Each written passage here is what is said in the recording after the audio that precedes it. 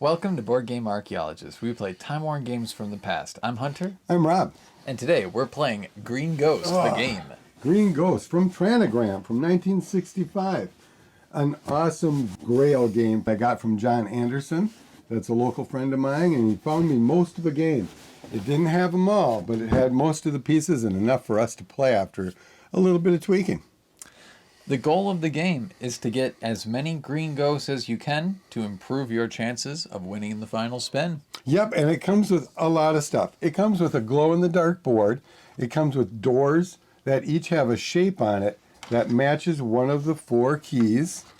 So you can play 1 to 4 players. And the 4 keys all have a different shape on it. One of them, this one, is a generic one that does not work on anything. So this is the bad key. The other 3s will open a specific door. It comes with a vulture, a cat, a bat, and a rat. This cool tree behind this door, this mansion-y thing, right? Yeah. And a haunted boat. It comes with one of the coolest spinners ever. And it comes with 12 little green ghosts that, like Hunter said, when you open the door, you pull a green ghost out. And at the end of the game, after you've collected all 12 green ghosts, you place them on that cool spinner. Yep. And the way to start off is you take the person who's youngest, if you want to follow by the rules, and that person will pick one of these 4 characters. You got the vulture and the cat and the bat and the mouse. And you'll pick that character, you start on their space, or wherever you want, I think. And then you essentially want to fall into the pits, assuming that you do have the key. Because essentially what you do is you fall through the pit and you can choose to come up any other place, usually by the doors. And then you'll use the key that you have to open the door and then be shot out onto one of the other character spaces where you'll then transfer the key. Yep. And to start off, you have 4 keys, so that you can only have up to 4 players. You randomly pick 1 key.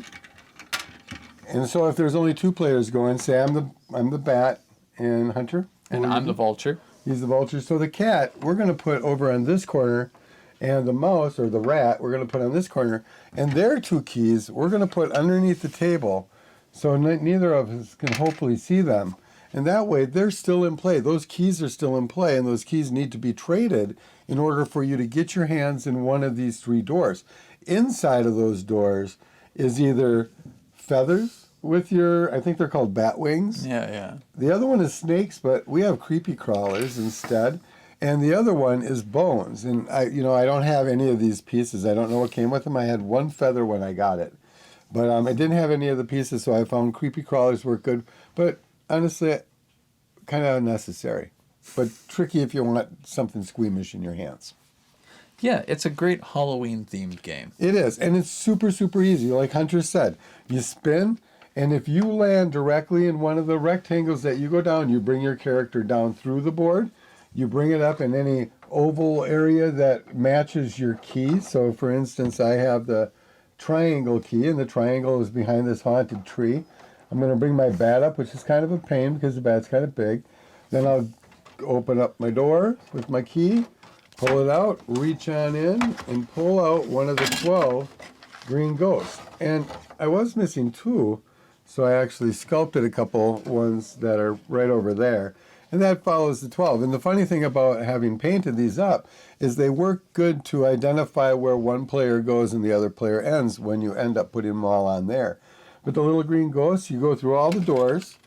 So now I've gotten this door. So now I know the next thing you have to do is you have to get rid of your key. Mm-hmm. So this door goes back into place. This key, I take my little green ghost and I put him by me. This guy goes back through the hole. Oh, and now I got to get him.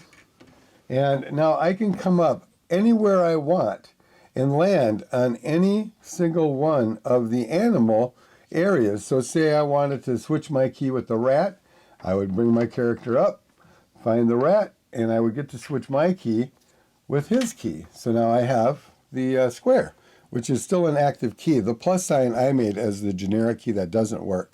That's just kind of like that crappy key. But the real game has more of an octagon, I think. Yeah, and with that kind of play, what my goal would be as the vulture, because I started off with the crappy key, is I want to land on basically anyone else's icon to switch keys with them so that I can do the same thing that you're talking about. And yeah, I came to really like the game. I think it's really cute. I love the theme. It has really like I like the pretty like plastic pieces with it. There's just, and it's very simple. It's one of the few games, because we talk a lot about how spinners that have 6 can be replaced with a die. But in this particular instance, you cannot easily replace it with a die, right, unless you have a D12 around. That's a pretty specific die. So, because essentially, yeah, each one kind of represents a space.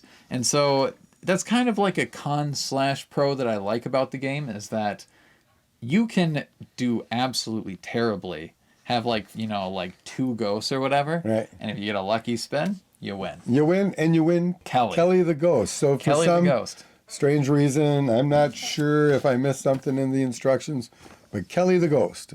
So when you have your 12 people around here, you spin it, whoever it points to is Kelly. And if you were lucky and it was in your batch, you're the winner. And for some reason, you're basically battling these people to own Kelly. We don't know what Kelly did or who they are to us, but everyone's trying to get it. Yeah, kind of maybe Casper's friend or maybe enemy or something like that. But yeah, everything about the game is kind of a must for a monster game collector. This was my grail. I've been hunting one down, and I knew I wasn't going to get all the parts, but I knew I had ideas, and I can always go online and start finding the parts for it, which I probably will. It glows really well for its age.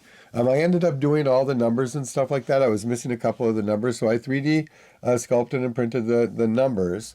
And my buddy Mike actually did the printing.